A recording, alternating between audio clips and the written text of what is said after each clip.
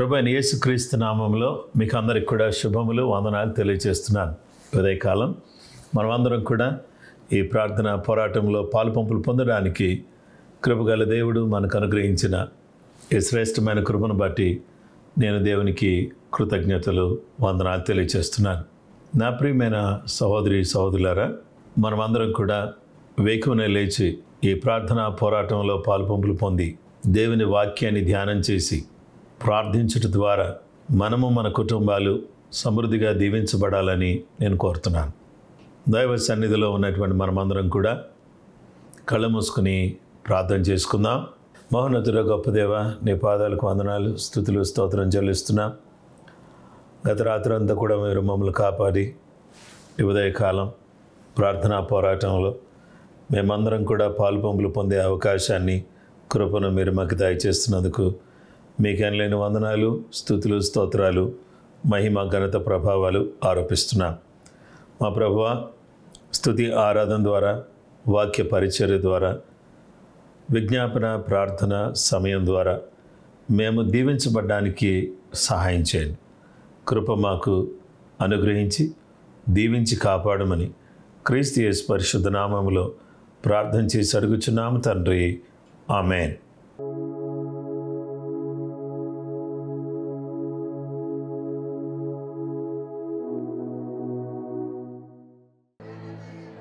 అర్పించు నా స్తుతి ఆరాధన,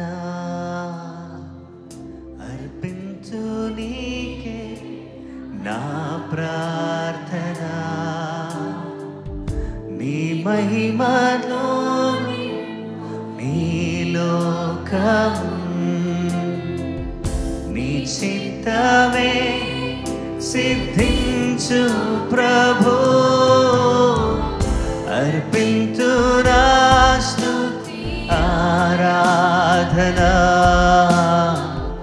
అర్పించు నీకే నా ప్రార్థన. నీ మహిమతో నీ లోకము, నీ చిత్తమే సిద్ధించు ప్రభు.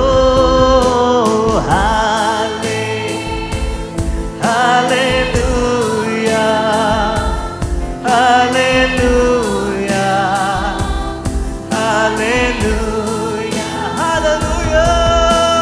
హల్లెలూయా, హల్లెలూయా, హల్లెలూయా, హల్లెలూయా.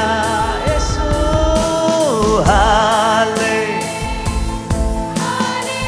సంగమంతా ఏక స్వరముతో, ఏకాత్మతో బిగ్గరగా దేవానికి స్తోత్రం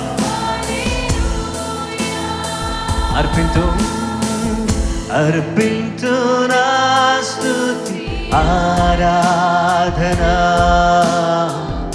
అర్పించు నీకే నా ప్రార్థన. నీ మహిమతో నీ లోకం, నీ చిత్తమే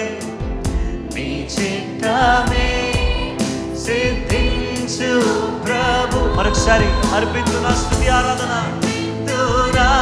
స్తుతి ఆరాధన, అర్పించు నీకే నా ప్రార్థన.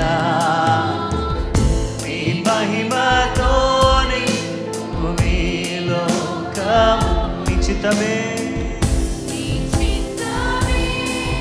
సిద్ధించు ప్రభు.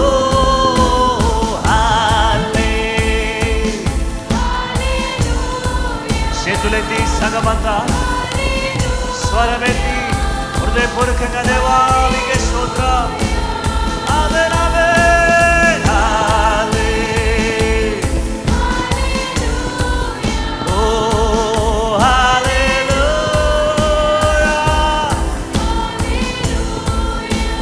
దేవా హల్లెలూయా, హల్లెలూయా, హల్లెలూయా.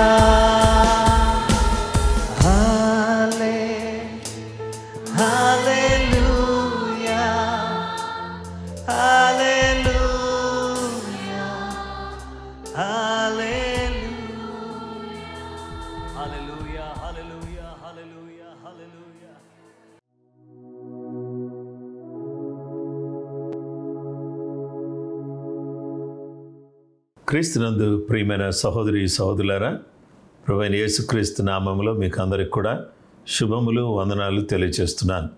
ఈ సమయంలో ఈ విధంగా దేవుని ఆరాధించడానికి, వాక్యాన్ని ధ్యానించడానికి దేవుడు అనుగ్రహించిన ఈ శ్రేష్టమైన కృపను బట్టి నేను ఆయనకు కృతజ్ఞతలు తెలియజేస్తున్నాను.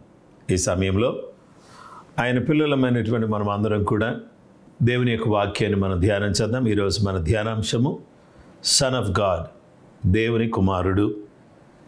మార్కు రాసిన సువార్త 1వ అధ్యాయం 1వ వచనంలో దేవుని కుమారుడైన యేసుక్రీస్తు సువార్త ప్రారంభము. The beginning of the gospel of Jesus Christ the son of God. పరిశుద్ధ లేఖనాన్ని మనం చూస్తే యేసు ప్రభువారు దేవుని కుమారుడు.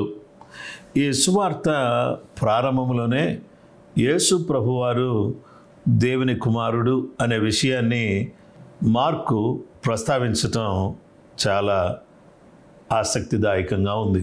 కనుక ఈ దేవుని కుమారుడు, ఈ యేసుక్రీస్తు ప్రభువారు, ఆయన గూర్చినటువంటి 4 విషయాలు ఈ ఉదయకాలం మనం ఆలోచించేద్దాం.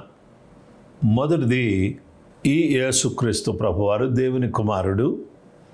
ఆయనను గూర్చి తండ్రి అయిన దేవుడు ఏమంటున్నాడంటే, ప్రియ కుమారుడు, బిలవడ్ సన్ అని ఆయన్ని పిలిచాడు.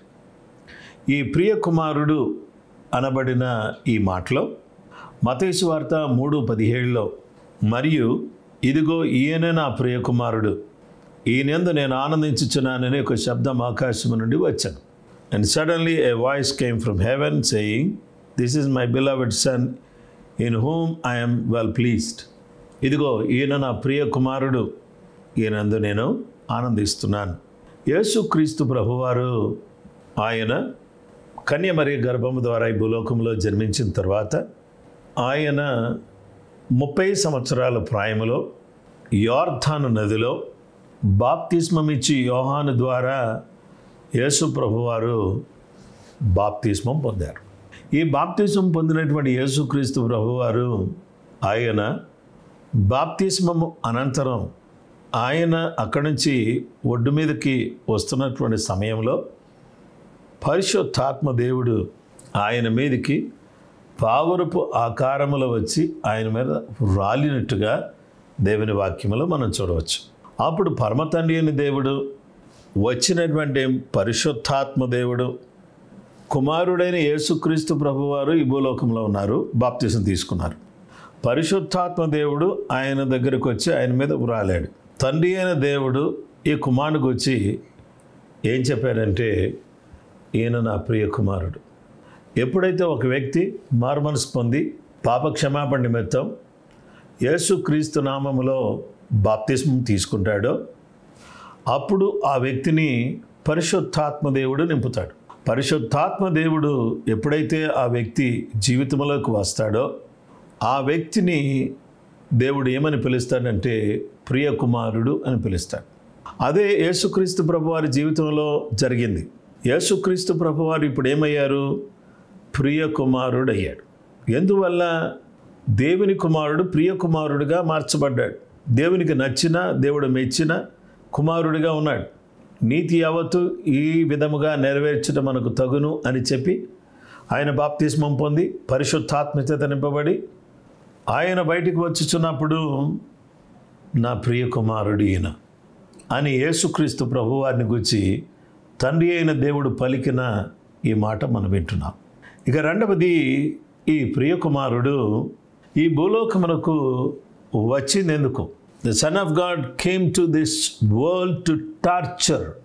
దేవుని కుమారుడని యేసు క్రీస్తు ప్రభువారు ఈ భూలోకమునకు వచ్చినది ఎందుకంటే వేధించుటకు. ఎవరిని వేధించడానికి వచ్చాడు? మత్తయి సువార్త 8వ అధ్యాయం 29వ వచనం. వారు, ఇదిగో దేవుని కుమారుడా, నాతో నీకేమి? కాలము రాకమునపే మమ్మను బాధించుటకు ఇక్కడికి వచ్చితివా అని కేకలు వేసిరి. కాలము రాకముందే ఇక్కడికి వచ్చావా అని కేకలు వేశారు. ఇండియన్ రివైజ్డ్ వర్షన్ తెలుగులో చూస్తే మత్తయి 8:29లో ఆ దయ్యాలు దైవ కుమారా, నీతో మాకేంటి? మా కాలం రాకముందే మమ్మల్ని వేధించటానికి వచ్చావా అని కేకలు వేశాడు. ఆ దయ్యాలు పట్టినటువంటి వాడు ఏమని కేకలు వేశాడంటే, Matthew chapter 8 verse 29, they began screaming at him, "Why are you interfering with us, Son of God? Have you come here to torture us before God's appointed time?" దేవుడు నియమించిన టైం కంటే ముందు వచ్చి మమ్మల్ని వేధించడానికి, మమ్మల్ని బాధించడానికి వచ్చావా అని, లేదా చిత్రహింసలు చేయడానికి కోసం వచ్చావా అని ఈ దయ్యాలు పలికినటువంటి ఆ మాటను మనం చూస్తున్నాం. యేసు క్రీస్తు ప్రభువారు దేవుని కుమారుడుగా, ప్రియ కుమారుడుగా ఈ లోకానికి వచ్చాడు. ఈ ప్రియ కుమారుడు దయ్యములను వేధించుట కొరకు వచ్చాడు. దేవుని స్వరూపంలో చేయబడిన నిన్ను నన్ను రక్షించడం కోసం వచ్చాడు. దొంగతనమును, హత్యను, నాశనము చేయుటకు వచ్చును కానీ మరి దేనికి నీ రాడు. గొర్రెలకు జీవం కలుగుటకును, అది సమృద్ధిగా కలుగుటకును నేను వచ్చి ఉన్నానని ప్రభు చెప్పారు. ఇక్కడ కూర్చున్నటువంటి మనం, లేదా ఈ వాక్యాన్ని వింటున్నటువంటి మనం, దేవుని వాక్యం చెప్తుంది, దేవుని మాటలు, దేవుని సన్నిధి, దేవుని ఆరాధిస్తున్నప్పుడు అది దయ్యానికి బాధ కలిగించేటటువంటిదిగా ఉంటుంది. మొదటి యోహాను పత్రిక 3వ అధ్యాయం 8వ వచనంలో అంటాడు, అపవాది మొదటి నుండి పాపం చేయించున్నాడు కనుక పాపం చేయవాడు అపవాది సంబంధి. అపవాది యొక్క క్రియలను లయపరచుటకే దేవుని కుమారుడు ప్రత్యక్షమాయెను. అపవాది క్రియలను లయపరచడం కోసం దేవుని కుమారుడైన యేసుక్రీస్తు ప్రభువారు ఈ లోకములో ఆయన ప్రత్యక్షమైనట్టుగా దేవుని వాక్యం మనకు తెలియచేస్తుంది. కాబట్టి దేవుని కుమారుడు ఈ లోకానికి ప్రియ కుమారుడిగా వచ్చాడు. అపవాది క్రియలను లయపరచడానికి, దయ్యములను వేధించుటకు ఆయన ఈ లోకానికి వచ్చాడు. ఇక మూడవది, ఆయన ప్రజలైనటువంటి వారు ఆయనకు మ్రొక్కి ఆయనను ఆరాధన చేయాలని, ఆరాధన చేయించుకొనుట కొరకు, లేక ఆరాధనకు పాత్రుడుగా దేవుని కుమారుడు ఈ భూలోకానికి వచ్చాడు. మత్తయి సువార్త 14వ అధ్యాయం 32, 33 వచనాలు చూస్తే, వారు ధోని ఎక్కినప్పుడు గాలి అణిగెను. అంతట ధోనిలో ఉన్నవారు వచ్చి, నీవు నిజముగా దేవుని కుమారుడు అని చెప్పి ఆయనకు మ్రొక్కిరి. Matthew chapter 14 verse 32 and 33, when they climbed back into the boat, the wind stopped. Then the disciples worshipped him. "You really are the Son of God," they exclaimed. గొప్ప కేకలు వేసి దేవునికి మ్రొక్కి వారు ఆయనను ఆరాధన చేశారు. గాలిని గద్దించి మిక్కిలి నిమ్మలమై ఊరుకుండమని చెప్పినప్పుడు గాలి అణిగి సముద్రము మిక్కిలి నిమ్మలముగా ఉండడం చూచి, నీవు నిజంగా దేవుని కుమారుడు అని వారు ఆయనకు మ్రొక్కారు. ప్రియ కుమారుణ్ణి మనం మొక్కాలి. ఆయన దయ్యములను వేధించేవాడు. దేవుని ప్రజలకు అడ్డుగా ఉన్నటువంటి తుఫానులను సద్దుమణగా చేసే దేవుడు. అవును, నిజమే, మన జీవితంలో కూడా ఎన్నో కెరటాలు, ఎన్నో అలలు, ఎన్నో ఉపద్రవాలు, ఎన్నో బలమైనటువంటి గాలులు దుష్టుడు మన మీదకి వీచేటట్టుగా చేస్తున్నప్పుడు వాటన్నిటిని కూడా మనం అధిగమించేటటువంటి వారిగా మనం ఉండాలి. ఎలా అధిగమించాలి అనంటే, యేసుక్రీస్తు ప్రభువారిని మన సిచ్యువేషన్స్లోకి, మన పరిస్థితుల్లోకి మనం ఇన్వైట్ చేయాలి. యేసు ప్రభువా, నువ్వు అక్కడే ఉండు, నువ్వు పరలోకంలో ఉండు, మాకు సహాయం చేయి అని అనటం కాకుండా, మన పరిస్థితుల్లోకి, అంటే మన ఆర్థిక పరిస్థితుల్లోకి, కుటుంబ పరిస్థితుల్లోకి, వ్యక్తిగత పరిస్థితుల్లోకి, మన సంబంధ బాంధవ్యాల్లోకి, మనం తీసుకునే నిర్ణయాల్లోకి, మనం చేసే ప్రతి పనిలోకి యేసు ప్రభువారిని ఆహ్వానించి ఆయనను మనము ఆరాధించడం, ఆయనను గౌరవించడం, ఆయన మహిమపరచడం ప్రారంభిస్తే ఆయన నామం మహిమపరచబడుతుంది. దేవుడు ఆత్మ కనుక ఆయనను ఆరాధించేవారు ఆత్మతో సత్యముతో ఆరాధించాలని చెప్పి దేవుని వాక్యం చెప్తుంది. కాబట్టి యేసుక్రీస్తు ప్రభువారి దగ్గరికి ఒక కుష్ఠరోగికి వచ్చి అతడు మ్రొక్కాడు. ఎప్పుడైతే అతను ఆరాధన చేశాడో నీకు ఇష్టమైతే నన్ను శుద్ధునిగా చేయగలవన్నప్పుడు యేసుప్రభు వారు అన్నారు, నాకు ఇష్టమైన నువ్వు శుద్ధునిగా కమ్మని యేసుక్రీస్తు ప్రభు పలికినప్పుడు ఆ కుష్ఠ రోగము అతను వదిలిపోయినట్లుగా దేవుని వాక్యం మనకు తెలియజేస్తుంది. కనుక నా ప్రియమైనటువంటి వారులారా, మరి ఈ సందర్భంలో మీ అందరికి కూడా నేను మనవి చేస్తున్నాను ఏంటంటే, దేవుని కుమారుడైన యేసుక్రీస్తు ప్రభువాన్ని మనం ప్రతినిత్యము కూడా ఆరాధన చేయడం ప్రారంభిస్తే, ఆయన స్తుతించడం, ఆయన మహింపరచడం ప్రారంభిస్తే, ఆయన ఎక్కడైతే మహింపరచబడతాడో అక్కడ ఆశీర్వాదాలు మన జీవితంలోకి పంపించడం జరుగుతుంది. మనం ఏం చేయాలంటే ఆయన ఆరాధించడం మాత్రమే కాదు, what we have to do, we need to confess that Jesus Christ is the son of God. యేసు దేవుని కుమారుడని మనం ఏం చేయాలంటే ఒప్పుకోవాలి. పరిశుద్ధ గ్రంథంలో మనం చూస్తే మొదటి యోహాను పత్రిక 4:15 యేసు దేవుని కుమారుడని ఎవడు ఒప్పుకొనునో వానిలో దేవుడు నిలిచియున్నాడు, వాడు దేవుని యందున్నాడు. యేసు దేవుని కుమారుడని ఎవరు ఒప్పుకుంటారో వారి జీవితంలోకి దేవుడు వస్తాడు, వానిలో దేవుడు నిలిచి ఉంటాడు. నువ్వు ఒప్పుకుంటే నీలో నిలిచి ఉంటాడు, నేను ఒప్పుకుంటే నాలో నిలిచి ఉంటాడు. వాడు దేవుని యందు నిలిచి ఉంటాడు, దేవుడు మనలో, మనం దేవునిలో. ఈ రెండు పనులు జరిగినప్పుడు మన జీవితంలో జరిగేటటువంటి అద్భుతమైనటువంటి విషయం ఏంటంటే, దేవుని కుమారుడని, యేసు దేవుని కుమారుడని ఎవరైతే ఒప్పుకుంటారో, మొదటి యోహాను పత్రిక 5:5 యేసు దేవుని కుమారుడని నమ్మువాడు తప్ప లోకమును జయించువాడు మరెవడు. యేసు ప్రభువారు దేవుని కుమారుడని, ఆయన దేవుని కుమారుడిగా ఈ భూలోకానికి వచ్చాడని నమ్మే ప్రతివాడు కూడా లోకాన్ని జయిస్తాడు. కాబట్టి యేసు దేవుని కుమారుడని నమ్మే ప్రతి వ్యక్తి కూడా లోకాన్ని జయిస్తాడు. అంత మాత్రమే కాదు, అతను రక్షించబడతాడని రోమాపత్రిక 10:9 చెప్తుంది. అదే విధంగా యేసు ప్రభువుని నోటితో ఒప్పుకొని దేవుడు మృతుల్లో నుండి ఆయన లేపినని నీ హృదయమందు విశ్వసించిన ఎడల నువ్వు రక్షించబడతావు. యేసుక్రీస్తు ప్రభువారు దేవుని కుమారుడని నువ్వు నమ్మినట్లయితే, నువ్వు విశ్వసించినట్లయితే, ఆయన ఏం చేస్తాడంటే, ఆయన దేవుని కుమారుడని నువ్వు నమ్మినప్పుడు, నువ్వు విశ్వసించినప్పుడు దేవుడు అద్భుతమైన ఆశ్చర్యమైన కార్యాలు జరిగించేటటువంటి గొప్ప దేవుడుగా ఆయన ఉన్నాడు. కనుక ఈ సందర్భంలో దేవుని పిల్లలమైనటువంటి మనము ఎప్పుడైతే ఆయన సన్నిధిలో మనం ఆయన ఒప్పుకుంటామో, ఎప్పుడైతే ఆయనను ఒప్పుకొని మనం ముందుకు సాగుతామో, అప్పుడు జరిగేటటువంటి గొప్ప కార్యం ఏంటో తెలుసా?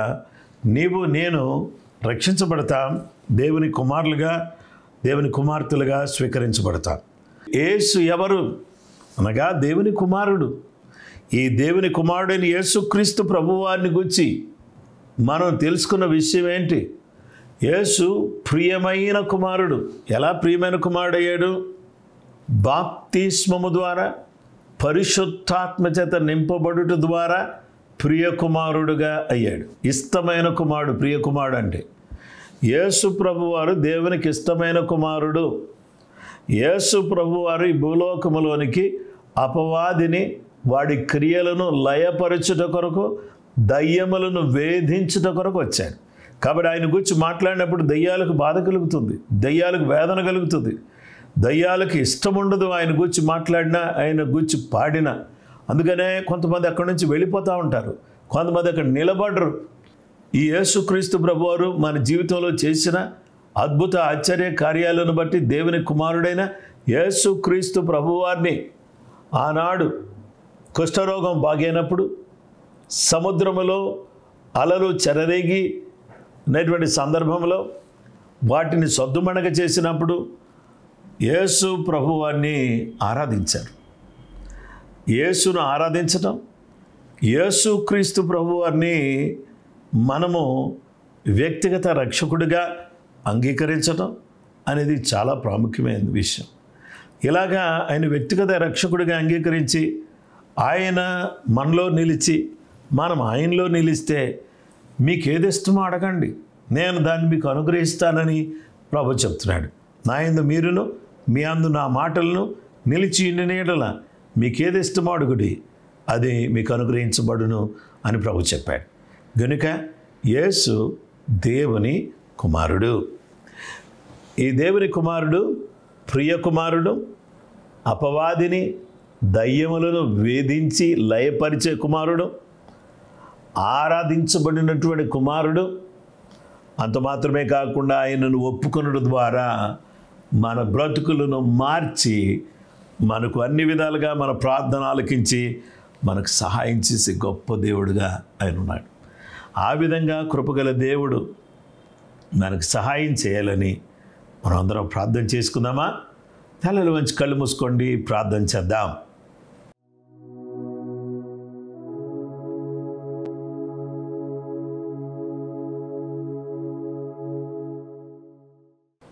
మా సృష్టికర్త, పరిశుద్ధుడా, జీవాధిపతి, నీ పాదములకు వందనాలు. ఈరోజునైనా మీరు దేవుని కుమారుడని మేము వినే అవకాశం మాకు ఇచ్చారు. దేవుని కుమారుడైన మీరు ప్రియ కుమారుడుగాను, అపవాది క్రియలను లయపరిచే కుమారుడుగాను, ఆరాధించబడే కుమారుడుగాను, నిన్ను ఒప్పుకున్న వారికి సహాయం చేసే కుమారుడుగాను, నీ యందు నిలిచిన వారికి, మీ యందు నిలిచిన వారికి మేలు చేసే కుమారుడిగాను, మాకు దయ చూపించి మాకు జీవమును ప్రసాదించే కుమారుడిగా మీరున్నారు. 2024 సంవత్సరంలో మా ప్రభువా, సంఘమునకు మీరు ఇచ్చిన దర్శనాన్ని నెరవేర్చమని ప్రార్థన చేస్తున్నాను. నన్ను అడుగుము జన్మలు నీకు స్వాస్థ్యముగాను, భూమిని దిగంతముల వరకు సొత్తుగాను ఇచ్చేదనని మీరు వాగ్దానం చేసినటువంటి ఆ వాగ్దానం మేరకు మిమ్మల్ని అడగడానికి మేము సాహసిస్తుండగా మీ సహాయం మాకు దయచేయండి. అనేక మంది రక్షణలోనికి వచ్చుదురుగాక. రక్షణ పొందిన వారు తీర్చిదిద్దబడ్డానికి కావలసిన భూమిని దయచేయండి. ఈ భూమిని ఇదే కదా, ఈ ప్రజలు నీవారే కదా.